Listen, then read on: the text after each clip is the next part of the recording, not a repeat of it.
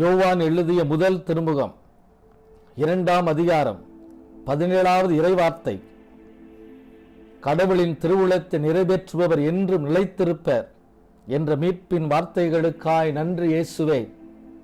இயேசு ஆண்டவரே, உமது மக்கள் ஒவ்வொரு நொடிப்பொழுதும் உமது திருவுளத்தை மட்டும் நினைக்கவும் அதனை நிறைவேற்றவும் ஆசீர் அளிப்பீராக. இறுதி வரையிலும் உமது சித்தத்திற்கு தாழ்ச்சியோடு தங்களை அர்ப்பணிக்க உமது பிள்ளைகளுக்கு பயிற்றுவிப்பீராக. அதன் நிமித்தம் நிலைவாழ்வை பெற்றுக்கொள்ளச் செய்வீராக. உண்மையுடனும் நேர்மையுடனும் செயல்புரிந்திட துணை புரிவீராக.